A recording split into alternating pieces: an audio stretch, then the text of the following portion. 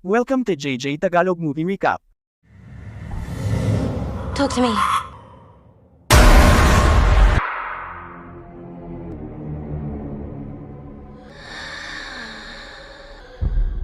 They like you.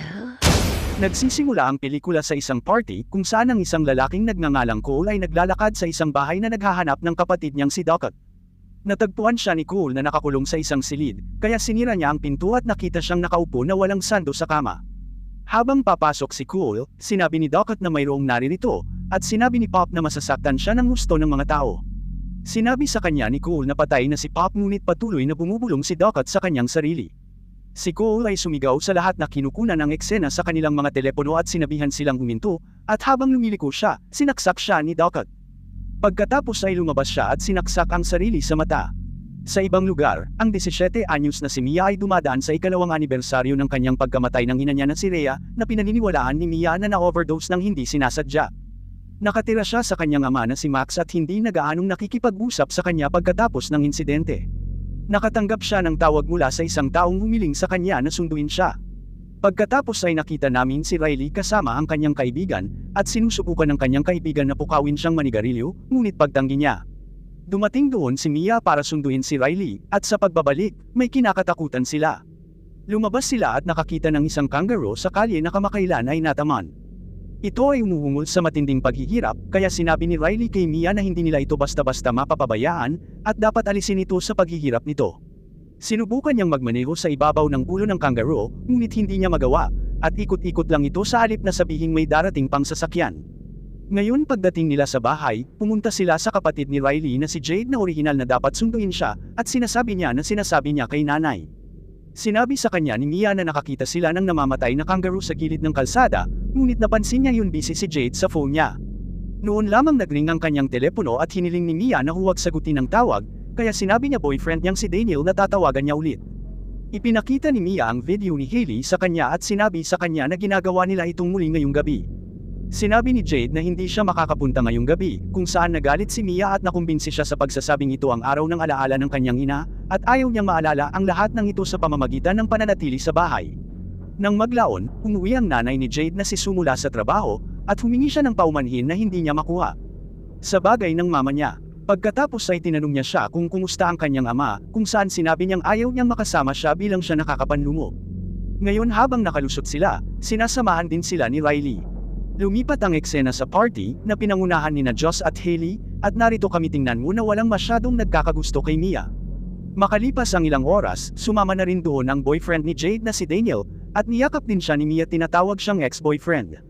Dumating doon si Hailey at tinanong si Jade kung gusto niyang sumama at kumuha ng inumin, at kapag pumunta siya ayan, tinanong siya ni Hailey kung bakit niya dinala rito si Mia. Napakaklingi at nakaka-depress daw, at ngayon ay nililigawan niya si Daniel, kung saan magkaibigan daw sila sabi ni Jade. Ngayon kapag ang lahat ay nagtitipon upang simulan ang laro, sinabi ni Jade na magpeke tayo ng isa pang video. Dito natin nalaman na gumagamit sila ng kamay para sa larong ito, at ibinigay ito ni Duckett kay Joss. Nagboluntaryo si Mia na mauna, at pumayag sila dito. Hiniling nila sa kanya na umupo sa isang upuan at pagkatapos ay itali siya dito, at tinanong ni Riley si Jade kung ano ang mga ito naglalaro, na sinasabi niyang wala lang. Pagkatapos ay sinabi sa kanila ni Hailey na sa sandaling pinapasok niya ito, hindi ito maaaring umabot ng higit sa 90 segundo, dahil pagkatapos ng 90 segundo, gugustuhin nilang manatili, at kung mamatay siya habang sila ay nabubuhay sa kanya, sila ay magkakaroon ng kanyang magpakailanman. Pagkatapos ay sinindihan ni Hailey ang kandila para buksan ang pinto, at para maisara ito, kailangan nilang hipan ito. Kinuha ni Joss ang isang embalsamadong kamay ng isang medium na may nakasulat dito. Pagkatapos nito ay umupo silang lahat sa gilid, at hiniling ni Hailey sa kanya na hawakan ito at sabihing kausapin ako. Hinawakan niya ang kamay at sinabing kausapin mo ako, at nabigla siya nang makita ang espiritu ng isang matanda lalaki sa harap niya. Nang makita ito, lahat ay nagsimulang tumawa sa kanya, at kapag tinanong niya si Hailey kung ano yun, siya sabi niya na hindi niya alam dahil iba ito sa bawat oras. Sinabi ni Mia kay Jade na may nakaupo doon, at sinasabing pinatutunayan niya ito, tumalikod siya. Ngayon habang tinatangkilik ng lahat ang lahat ng ito, si Mia ay lumilitaw na nagmamay-ari at tumuro siya sa isang sulok at sinabing nandoon siya. Siya pagkatapos ay sa isang kitikot-takot, pananakot na boses patungo kay Riley ay nagsabi na gusto nila siya, at pagkatapos ay bilang siya bumabalik, ang pinto ng bahay ay bumukas sa sarili at pagkatapos ay isinara. Kaya para sa kanya. Kinagabihan, takot na takot si Riley kaya pumunta siya sa kwarto ni Jade, pero tumanggi ito, hayaan mo siyang matulog doon. Pagkatapos ay pinuntahan niya si Mia at tinanong siya kung maaari ba siyang tumambay sa kanya. Tinanong niya sa kanya na ginawa niya ang bagay na ikinatakot niya na medyo sinabi niya. Pagkatapos ay sinabi niya sa kanya ang tungkol sa kanyang paulit-ulit na bangungot, kung saan siya ay nakatingin sa salamin at sa kanya ang pagmuni-muni ay nawala na parang wala siya. Tinanong siya ni Riley kung ano ang pakiramdam ng kamay, na sinabi niyang kamangha-mangha ito at kaya niya naririnig at nakikita at nararamdaman ang lahat, ngunit nasa passenger seat siya. Pagkatapos ay tinanong niya siya kung paano namatay ang kanyang ina, kung saan sinabi niya sa kanya na siya ay kumuha ng masyadong maraming pampatulog nang hindi sinasadya. Si tatay ay natutulog sa sopa at sa umaga ay hindi niya mabuksan ang pinto. Nasa kabilang side ang mama niya, at may mga gasgas sa pinto at kung ano sa ilalim ng mga kuko niya. Sinubukan niyang humingi ng tulong, ngunit hindi niya magawa. Maya-maya, nang makatulog si Riley, may nakita kaming nakakatakot na kamay na humawak sa kanya. Kinabukasan sa paaralan, pinuntahan ni Jade si Hailey at sinabing gustong subukan ni Daniel ang hand thing.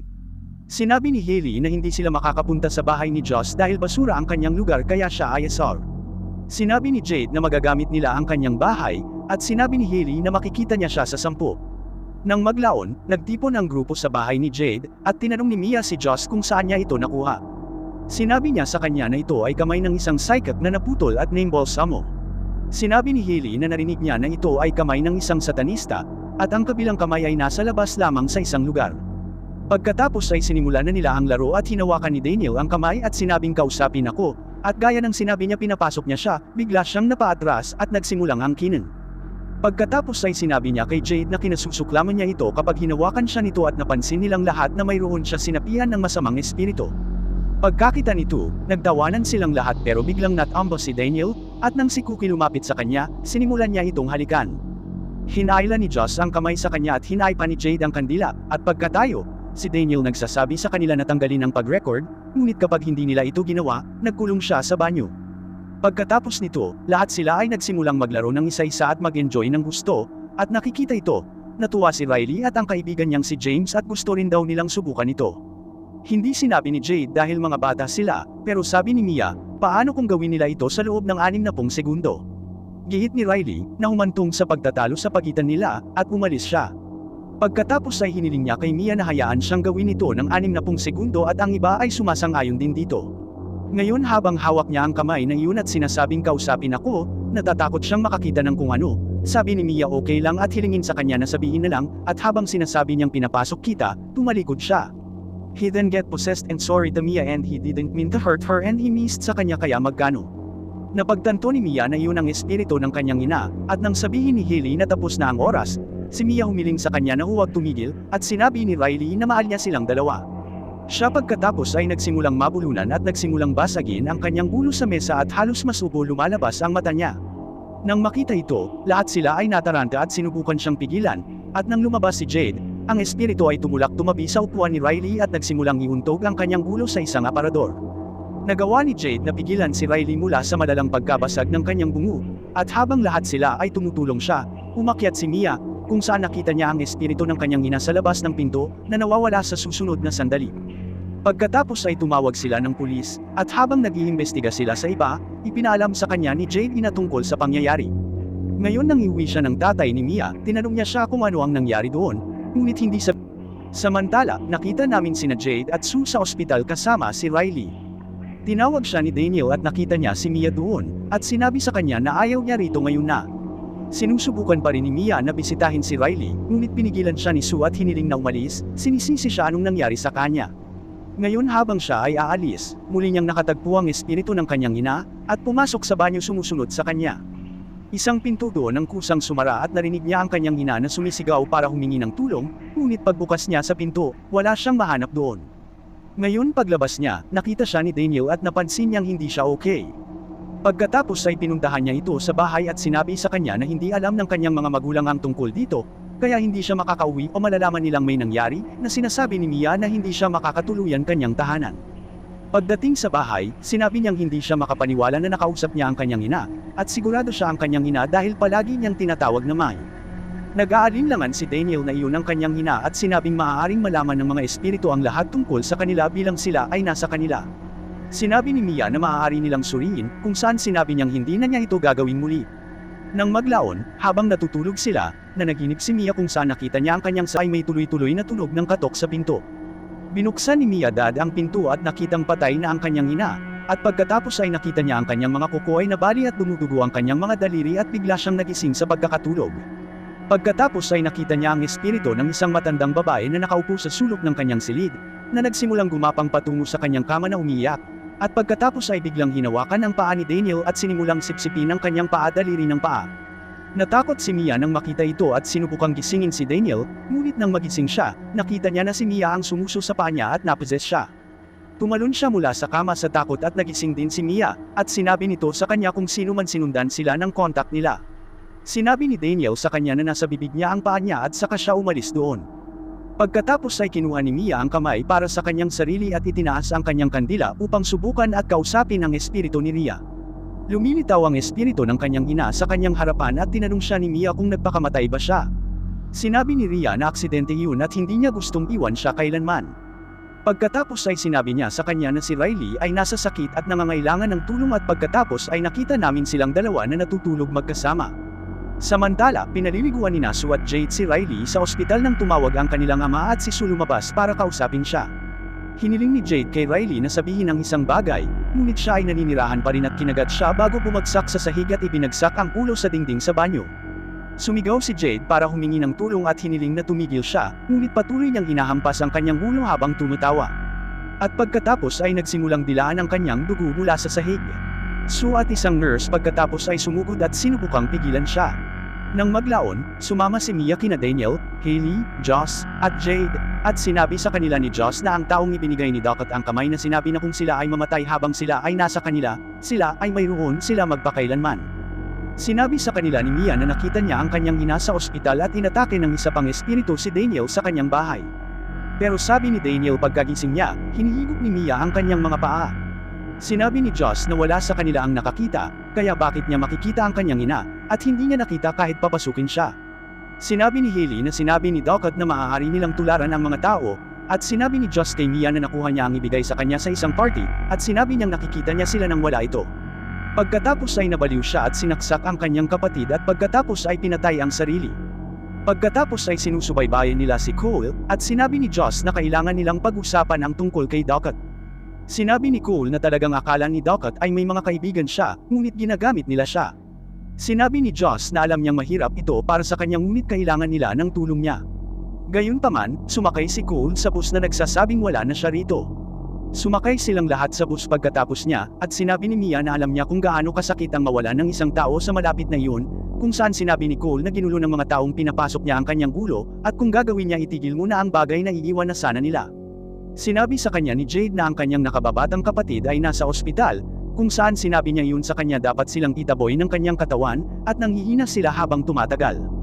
Galit na bumaba si Jade sa bus, at nang sinundan siya ni Mia, sinabi niyang hindi dapat hayaan siyang gawin ito at pagkatapos ay hinayaan niya ito ng 2 minuto. Pagkatapos ay sinabi niya na nais niya na hindi niya ipilit ang sarili sa kanyang pamilya. Nakaisip si Mia ng ideya na subukan at tapusin ang laro dahil sa tingin niya ay hindi sila pumutok ilabas ang kandila. Siya ay sumama kay Jade sa ospital upang subukan at makuha ang mga espiritu upang mabawi si Riley at humanap ng paraan para hilahin siya palabas, ngunit hindi ito gumana. Tinanong ni Mia kung paano kung gagamitin niya ang kamay para kausapin si Riley, dahil sa tingin niya ay nasa limbo ito ibang mga espiritu, ngunit sinasabi nila na ito ay isang masamang ideya. Gayunpaman, habang hawak niya ang kamay na iyon at sinusubukang kausapin siya, nahanap niya ang espiritu ng isang batang babae sa kanyang harapan. Tinanong siya ni Mia kung nandoon si Riley, kung saan sinasabi niyang maaari niyang dalhin siya sa kanya. Pagkatapos ay pinapasok niya siya at ipinakita sa kanya na si Riley ay pinahihirapan ng 12 ng iba pang masasamang loob mga espiritu. Pagkatapos ay natamba siya at nang tanungin siya ni Jade kung ano ang nangyari, sinabi niya sa kanya na nakita niya siya at sinasaktan nila siya at hindi sila titigil, at pagkatapos ay galit na galit siya sinisipa ang kamay. Ngayon sa pag-uwi ni Mia, nilapitan siya ni Max at sinubukang sabihin ang katotohanan tungkol sa pagkamatay ni Rhea. Sinabi niya sa kanya na bago pumasa, ang kanyang ina ay nag-iwan sa kanila ng isang bagay na siya ay natakot para ipakita sa kanya. Pagkatapos ay binasa niya ang tala ng pagpapakamatay ni Rhea sa kanya, na nagpapatunay na ang kanyang pagkamatay ay hindi isang aksidente. Habang umiiyak si Mia, sinubukan siyang pakalmin at aliwin ng kanyang ama, ngunit nakita niya ang espiritu ni Rhea doon, sino ang nagsasabi sa kanya na hindi ito totoo. Pagkatapos ay pumunta si Mia sa kanyang silid, kung saan sinabi sa kanya ni Rhea na isinulat ni Max ang talak bilang isang kasinungalingan, at hindi siya ang tatay niya. Kumakatok si Max sa kanyang pintuan, ngunit sinabi ni Rhea na ito ay isang espiritu na gumagaya sa kanya at siya ay pupunta para saktan siya. Sinabi rin niya sa kanya na si Riley ay nagdurusa at maliligtas lamang sa pamamagitan ng kamatayan, tulad nila ay hinding-hindi siya papabayaan. Si Max pagkatapos ay sumigaw sa kanya na buksan ang pinto, at sa pagpasok niya, ito talaga ang masasamang espiritu na umaatake sa kanya at sinusubukang sakalin siya. Narinig ni Max si Mia na nagpupumiglas laban sa espiritu Max at pumasok siya sa silid, tulad ng sinusubukan ni Mia para saksakin ang espiritu at nauwi sa saksak sa leeg ng kanyang ama gamit ang gunting. Kinabukasan, tinawagan ni Mia si Jade at sinabi sa kanya na alam niya ang gagawin para iligtas si Riley. Sinabi ni Jade na sa tingin niya ay gumagaling na siya, ngunit sinabi ni Mia na nakita niya siya at siya ay nasa sakit. Hinihiling niya sa kanya na pumunta sa kanyang bahay at ipapakita niya sa kanya. Ngayon kapag umalis si Jade sa ospital, bumalik si Mia sa ospital at kinausap si Sue. Sinabi niya kay Mia na wala siyang kasalanan sa nangyari kay Riley, at hinayaan niya si Mia mag-isa ka sa kanya. Ngayon sa kanyang pag-alis, si Mia ay nakakita ng nakakatakot na espiritu sa halip na si Riley doon ay pinagtatawanan siya at sabi niya natagpuan siya. Sinabi ni Mia na tatapusin na niya ito, kung saan sinabi ng espiritu na hindi niya siya makukuha, bilang siya sa kanila. Sinubukan niyang patayin siya gamit ang isang pares ng gunting ngunit hindi niya kayang gawin ito. Ang espiritu ay nagtanong sa kanya kung bakit hindi niya siya hawakan, at gusto niya itong madama. Samantala, nakita ni Jade na nasugatan si Max sa kanyang bahay, kaya tinawagan niya ang kanyang ina at sinabi sa kanya na kailangan ni Max ng ambulansya. Sinabi sa kanya ni Sue na narito si Mia, kung saan sinabi sa kanya ni Jade na mapanganib siya, at nahanap ni Sue na wala si Mia at Riley sa kwarto. Dito, inihatid ni Mia si Riley patungo sa trapiko, na nakikita siyang isang matanda at nabubulok na espiritu. Bumalik si Jade at nakita sila at sinubukang pigilan si Mia, ngunit lumitaw doon ang espiritu ni Rhea at pilit na tinutulak siya ni Mia. Sa wakas ay binitawan na ni Mia, ngunit itinulak siya ni Jade sa trapiko, na naging sanhi ng pagbangga sa kanya ng isang kotse.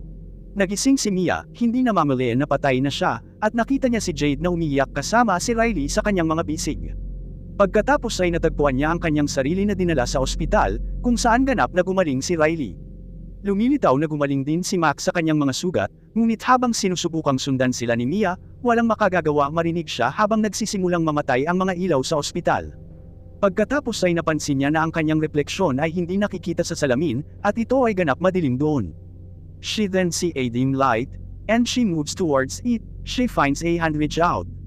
Nang mahawakan niya ito, nakita niyang kaharap niya ang isang lalaki sa ibang bansa na naglalaro sa aking laro, at bahagi na siya nito.